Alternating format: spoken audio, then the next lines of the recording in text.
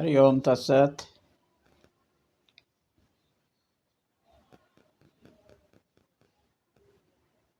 अब अर्जुन ने तर्क समाप्त कर शिष्य भाव में आकर के भगवान से कहता है कि मैं निर्णय नहीं ले पा रहा हूँ कि मुझे क्या करना चाहिए।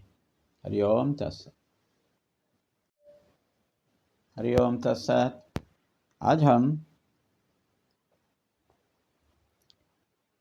श्रीमद् भगवद गीता के दूसरे अध्याय के 7वां श्लोक को अति संक्षिप्त में विचार करते हैं। श्लोक है, मैं आपके शरण में हूँ, आपका शिष्य हूँ, अतः मेरे लिए जो भी श्रेयकर हो उसका उपदेश कीजिए। हरि ओम तत्सत। हरि ओम तत्सत। अर्जुन भगवान श्री कृष्ण से कहते हैं कि मुझे शोक को हटाने का साधन नहीं दिखाई दे रहा है, अतः आप ही मुझे आत्मज्ञान दे करके मेरा शोक को दूर कर सकते हैं। दूसरे अध्याय का 8वां श्लोक।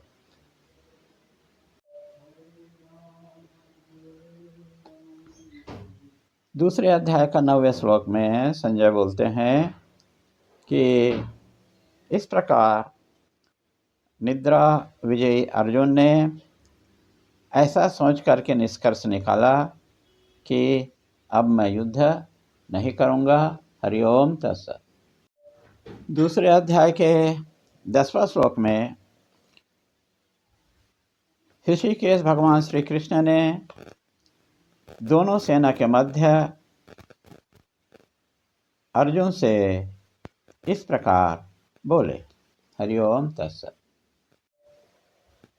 आत्मदृष्टि से कोई भी शोक करने योग्य नहीं है, क्योंकि आत्मज्ञानी मरे हुए लोगों को या जीवित के लिए शोक नहीं करते, लेकिन तुम तो विद्वान के जैसा बात करते हो। हरि ओम तत्सत। भगवान श्री कृष्ण गीता के दूसरा अध्याय के 12वें श्लोक में कहते हैं कि मैं या तुम या राजा या अन्य लोग तीनों काल में रहेंगे, ऐसा भी नहीं है। मैं, तुम और राजा लोग हमेशा थे और हमेशा रहेंगे और भविष्य में रहेंगे, ऐसा भी नहीं है। हरि ओम तत्सत। भगवान श्री कृष्ण दूसरे अध्याय के 13वें श्लोक में उपदेश देते हैं कि देह अलग अलग है, लेकिन आत्मा एक है। देह प्रतिक्षण नष्ट हो रहा है, एक अवस्था से दूसरी अवस्था को प्राप्त कर रहा है, जिसे देखकर साहसी व्यक्ति भयभीत नहीं होता और मोह भी उसे नहीं होता है। हरि ओम तत्सत। भगवान श्री कृष्ण कहते हैं कि हे कौन्ते, जो होनी है वह तो होकर कहेगा। तुम्हारे शोक मोह करने से बदलेगा नहीं, अतः तुम भी सुख दुख को सहन करो। गीता के दूसरे अध्याय के 14 श्लोक में भगवान श्री कृष्ण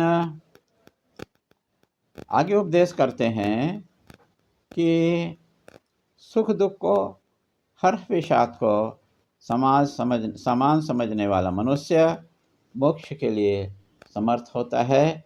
दूसरे अध्याय के 15वें श्लोक में भगवान श्री कृष्ण कहते हैं कि असत पदार्थ किसी काल में अस्तित्व नहीं होता है और सत का कभी अभाव नहीं होता है। ब्रह्म है परंतु दिखाई नहीं देता है। सत असत का अनुभव करने वाला ही तत्वदर्शी होता है। हरि ओम तत्सत। दूसरे अध्याय के 16वां श्लोक। कृष्ण भगवान अर्जुन को आगे उपदेशित करते हैं कि यदि तू मानता है कि मेरे द्वारा भीष्म मारा जाएंगे, जबकि आत्मा नित्य है, निर्विकार है, इसलिए हे भारत तुम युद्ध करो। दूसरे अध्याय के 18वां श्लोक में भगवान श्री कृष्ण अर्जुन को आगे उपदेशित करते हैं कि क्योंकि आत्मा न तो मारता है और न ही मारा जाता है, अतः जो आत्मा को नाशवान समझते हैं वे आत्मा को स्वरूप से नहीं जानते हैं। हरिओम तत्सत। दूसरे अध्याय का 19वां श्लोक। हरिओम तत्सत। भगवान श्री कृष्ण आत्मा के बारे में अर्जुन को और उपदेशित करते हैं कि वह आत्मा न उत्पन्न होता है न मरता है, आत्मा सदा रहने वाला है, आत्मा नित्य है, आत्मा शाश्वत है, आत्मा पुराण है। दूसरे अध्याय का 20वां श्लोक। भगवान श्री कृष्ण अर्जुन को उपदेशित करते हैं कि हे पार्थ, जो आत्मा को अविनाशी, अविकारी, नित्य और जन्म रहित जानता है, वह किसका नाश करेगा। दूसरे अध्याय का 21वां श्लोक। जैसे मनुष्य अपने पुराने वस्त्रों को त्याग करके नए वस्त्र ग्रहण करता है, वैसे ही आत्मा जीर्ण शीर्ण शरीर को त्याग करके नए शरीर को धारण करता है। इस प्रकार भगवान श्री कृष्ण गीता के दूसरे अध्याय के 22वां श्लोक में उपदेशित करते हैं। हरिओम तत्सत। जो जानता है कि इस आत्मा को न तो शस्त्र से काटा जा सकता है, न वायु उड़ा सकती है और न जल गीला कर सकता है, ऐसा आत्मा के बारे में भगवान श्री कृष्ण गीता के दूसरे अध्याय के 23वां श्लोक में अर्जुन को उपदेशित करते हैं। हरिओम तत्सत। भगवान श्री कृष्ण आत्मा के और भी विशेषण को बताते हैं कि यह आत्मा हर देश में, हर समय में है, अपरिवर्तनशील है, न कटने वाला है, न जलने वाला है, न सूखने वाला है। गीता के दूसरे अध्याय के 24वां श्लोक में भगवान श्री कृष्ण अर्जुन को इस प्रकार से उपदेशित करते हैं। भगवान श्री कृष्ण आगे कहते हैं कि इस आत्मा को किसी भी इंद्रियों से नहीं जाना जा सकता, इसमें कोई विकार नहीं होता, आत्मा निराकार है।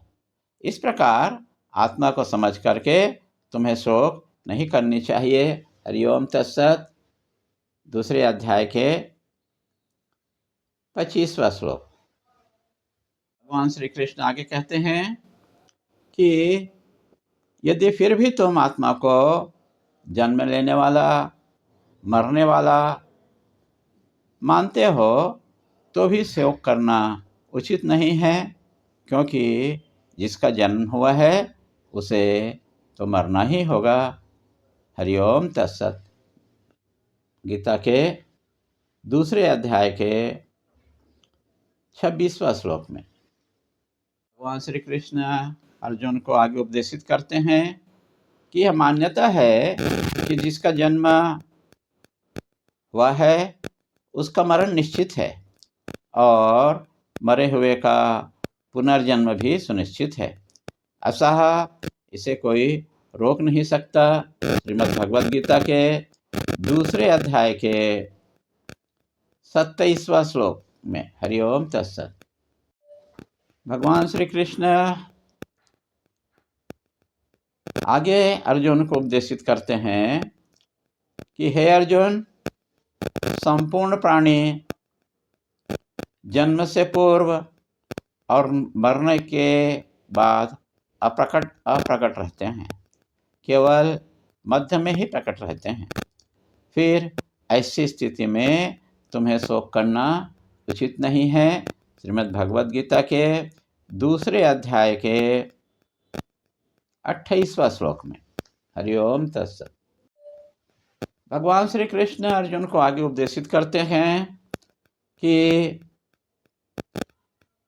जो कोई एक महापुरुष इस आत्मा को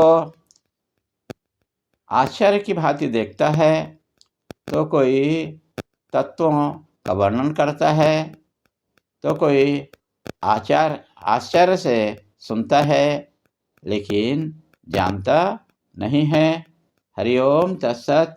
श्रीमद् भगवद गीता के दूसरे अध्याय के 29वां श्लोक में भगवान श्री कृष्ण ऐसा उपदेशित करते हैं। हरिओम तत्सत। भगवान श्री कृष्ण अर्जुन को उपदेशित करते हैं कि अतः हे भारत, आत्मा देही अवध्य है, नित्य है। तुम आत्मज्ञान संपन्न हो, इसलिए तुम शोक करने के योग्य नहीं हो। श्रीमद् भगवद गीता के दूसरे अध्याय के 30वां श्लोक में। हरिओम तत्सत।